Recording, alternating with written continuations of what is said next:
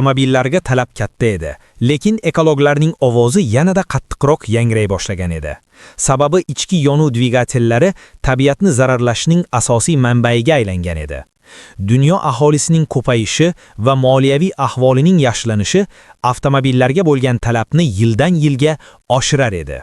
Avtomobillarning oldingiga qaraganda ekologik ahvoli yaxshilangan bo'lsa-da, dunyo aholisining avtomobillarga bo'lgan talabini qondirish uchun millionlab avtomobillar ishlab chiqarilishiga olib kelar edi.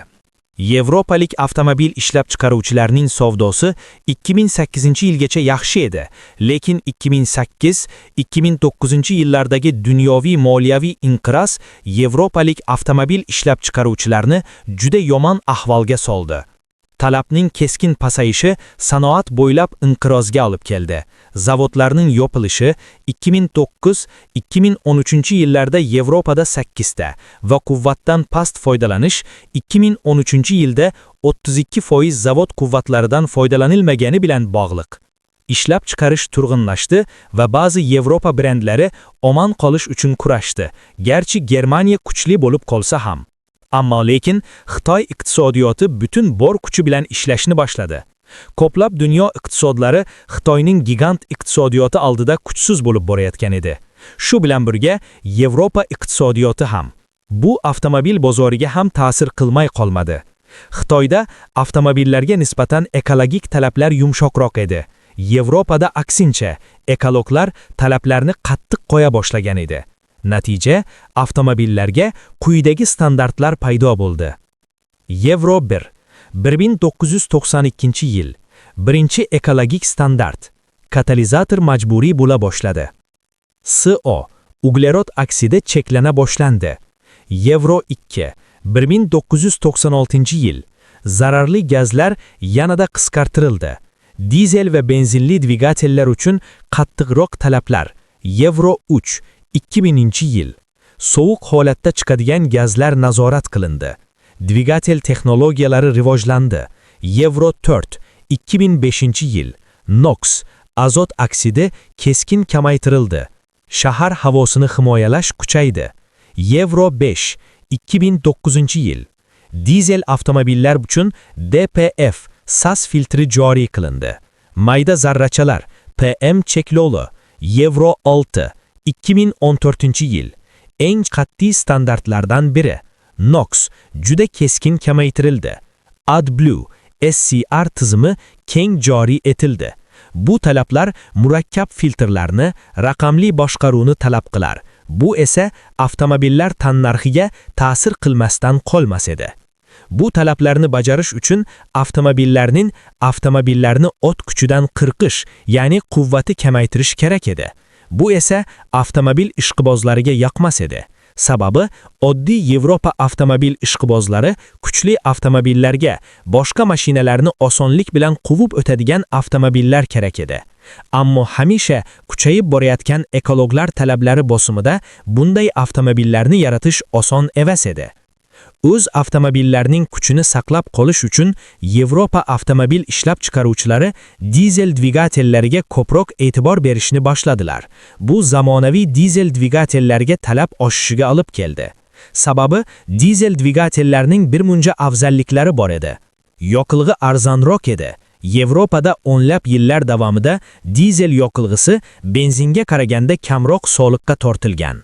Aksiz soliqining pasayishi, arzonroq narx, doimiy haydovchilar va avtoparklar uchun foydali. Xarajatlarni tejash asosiy argumentga aylandi. Dizel tejamkor. Dizel dvigatellari 20-30% kamroq yoqilg'i sarflaydi. Uzoq safarlar uchun ko'proq mos keladi. Avtomobil yo'llari va avtomagistrallar uchun ideal edi. Yevropaliklar ko'p mashina boshqarar edi. Dizel tejamkor. Atrof muhitga zararsiz. Albatta qog'ozda 1990 va 2000 yillarda dizel yoqilg'isi ekologik toza deb hisoblangan. Benzinga qaraganda kamroq CO2. Yevropa ittifoqi iqlim standartlariga yaxshiroq mos kelar. O'sha paytda NOx va kuyuk kam baholangan. Texnologik yutuqlar. Common Rail paydo bo'lishi bilan dizel dvigatellariga so'radi. Shovqin past, kuchliroq, o't kuchi ko'proq, qulayroq. Eski traktor dizel dvigateli 60'ta qolgan edi. Yevropa ittifoqi siyosati dizel tarafida edi. Yevropa ittifoqi dizel dvigatellarga imtiyozli soliqlar bilan rag'batlantirdi. Avtomobil ishlab chiqaruvchilarga CO2 bo'yicha bosim o'tkazganida-ku 2010-yillargacha NOx chiqindilariga ko'z yumdi. Ishlab chiqaruvchilar shunchaki qoidalarga amal qilar edi. Dizel yevropaliklar haydash uslubiga to'g'ri kelar edi. Tez-kez uzoq masofalarga sayohatga chiqish uchun juda qulay. Tezlik cheklovi bo'lmagan avtomagistrallar ham qulaylik tug'dirar edi. Dizel motorlari bemalol yuqori masofani 200 ming, 300 ming kilometr buzilmasdan bosib o'ta olar edi. Dizel dvigatellari bu sharoitlar uchun ideal edi. Lekin dizel yoqilg'isining eng katta kamchiligi bor edi. Azot oksidi chiqindi gazlarini benzin motorlarga qaraganda bir necha barobar havoga ko'p chiqarar edi. Dizel yoqilg'isining arzonligiga sabab neft tarkibida dizelning ko'prog'i. Benzin 20-30%, dizel 25-35%. Bu holat neftga boy davlatlarda dizel narxi juda arzonligi tufayli dizel dvigatellar bunday davlatlarga juda yoqib tushayotgan edi. Yevropa avtomobil sozlari ham Yevropa bozori uchun ham dunyo bozori uchun dizel motorli avtomobillarni ishlab chiqarayotgan edi. Lekin 2015-yil Yevropa avtomobil sanoati uchun kutilmagan voqea yuz berdi. Bu voqea Yevropa avtomobil sanoatining dizel avtomobillarining tobutiga oxirgi mixlarni qoqdi desak ham bo'ladi. Bu voqea Yevropa avtomobil sanoatining sharmandalik janjallaridan bo'ldi. Bu voqea Dieselgate deb ataldi. Dieselgate bu avtomobil sanoatidagi eng katta ekologik va korporativ janjallardan biri. Dieselgate nima? Dieselgate 2015-yilda fosh etilgan janjal, asosan Volkswagen Group, VG, Audi, Porsche, Skoda, Seat dizel avtomobillari bilan bog'liq. Kompaniya dizel mashinalarda ekologik testlarni aldovchi maxsus dastur ishlatdi. Qanday aldov bo'lgan? Avtomobillarga o'rnatilgan dastur laboratoriyada tekshiruv paytida chiqindi gazlarni kam chiqargan. Oddiy yo'lda harakatda esa azot oksidlarini me'yordan 10-40 barobar ko'p chiqargan. Ya'ni mashina testdan o'tadi, ammo real hayotda havoni qattiq ifloslaydi. Nima uchun xavfli? NOx gazlari nafas yo'llari kasalliklari, astma, yurak-qon tomir muammolari, havo ifloslanishiga sabab bo'ladi. Qachon va qayerda ochildi? 2015-yil AQSh Ekologiya agentligi tomonidan fosh etilgan. Keyin Yevropa va boshqa davlatlarda ham aniqlagan. Bu voqealarning oqibatlari Yevropa avtomobil sanoati uchun juda yomon oqibatlarga olib keldi. Bu ayniqsa Volkswagen konserni uchun moliyaviy va reputatsiyasining yomonlashuviga olib keldi. Natijada 30 milliard dollardan ortiq jarima va kompensatsiya, millionlab mashinalarni qaytarib olish, recall, yuqori lavozimli rahbarlar iste'fosi, ayrim rahbarlarga jinoiy javobgarlik. Bu bosqichda Xitoy avtomobillari arzon edi, ammo sifati jihatidan global brendlari avtomobillari sifatidan past edi. 2008-2009-yillar global inqiroz va hukumat tomonidan qo'llab-quvvatlash.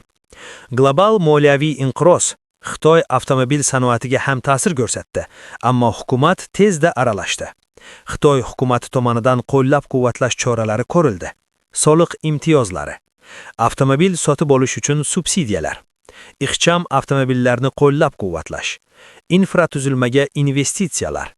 Natijada Xitoy tez tiklandi va 2009-yilga kelib Qo'shma Shtatlarni ortda qoldirib, dunyodagi eng yirik avtomobil bozoriga aylandi. 2010-2012-yillar texnologik o'sish va konsolidatsiya, birlashish. Xitoy avtomobil sanoati nusxalashdan o'z texnologiyalarini ishlab chiqishga o'tishni boshladi. Xitoy avtomobil bozorida asosiy o'zgarishlar yuz berdi. Sifat va dizaynning yaxshilanishi, chet el brendlari va texnologiyalarni sotib olish. 2010-yil muhim voqea yuz berdi. Geely Volvo Cars'ni sotib oldi. Bu Xitoyning global avtomobil sanoatidagi ambitsiyalarni ramziy ma'nosiga aylandi. 2013-2015-yillar innovatsiya va elektr transport vositalariga e'tibor bera boshladi. Bu davrda Xitoy yangi energiya vositalariga, NEV'larga strategik ahamiyat berdi. Bu voqealar Xitoy avtomobil bozorida asosiy yo'nalishlar paydo bo'la boshladi. Elektr transport vositalari va gibridlarni rivojlantirish. Elektr transport vositalari uchun davlat subsidiyalari. BYD kompaniyasining o'sishi. Avtomobillarni zaryadlash infratuzilmasini yaratish. 2015-yilda avtomobilsozlik sanoati va elektr transport vositalari asosiy rol o'ynagan holda Xitoyda ishlab chiqarilgan 2025 strategiyasi taqdim etildi. Eksport va xalqaro ambitsiyalar. 2015-yilgacha Xitoy eksporti cheklangan edi, ammo rivojlanayotgan mamlakatlarga yetkazish berish boshlandi. Xavfsizlik standartlari yaxshilandi. Chet elda Xitoy brendlarining obro'si shakllandi. Bu rivojlanishga qaramay, Xitoyda muammolar va qiyinchiliklar yetarli edi. O'sishga qaramay, sanoat qiyinchiliklarga duch keldi. Sifatga ishonchning pastligi, atrof muhit muammolari, g'arbga texnologik qaramlik, ortiqcha ishlab chiqarish quvvati. 2000-2015 davr Xitoy avtomobil sanoati uchun asosiy davr bo'ldi. Ushbu 15 yil ichida Xitoy eng yirik avtomobil ishlab chiqarish bozoriga aylandi. O'zining avtomobil brendlarini kiratdi. Elektr transport vositalarida yetakchiligi uchun poydon qo'ydi. Aynan shu bosqich Xitoyni 2015-yildan keyin tez o'sish va global kengayishga tayyorlanardi. 2015-2026-yillar Xitoy avtomobilsozlik sanoati yuqori sifatli, iqtisodiy jihatdan samarali va texnologik jihatdan rivojlangan texnologiyalari bilan ajralib turardi. Xitoy avtomobilsozlik sanoatining rivojlanish tarixi 2015-2026 davri Xitoy avtomobilsozlik sanoati uchun sifat jihatidan yaxshilanish va global miqyosda tan olingan davr bo'ldi. Ilgari ommaviy va arzon ishlab chiqarish bilan bog'liq bo'lgan Xitoy bu davrda elektr transport vositalari, batareya texnologiyalari va raqamli avtomobillarda global yetakchiga aylandi. 2015-2017 yillar strategik yo'nalish va Xitoyda ishlab chiqarilgan 2025. 2015-yilda Xitoy rasman Xitoyda ishlab chiqarilgan 2025 strategiyasini e'lon qildi. Unda avtomobil ishlab chiqarish va yangi energiya vositalari asosiy o'rinda edi. Xitoy hukumatining asosiy maqsadlari paydo bo'ldi. Xorijiy texnologiyalarga qaramlikni kamaytirish, mahalliy brendlarni rivojlantirish, elektr transport vositalari va batareya sohasida yetakchilik, eksportning o'sishi. Natijada Xitoyda asosiy voqealar yuz berdi. Elektr mobillari uchun keng qo'llikli davlat subsidiyalari,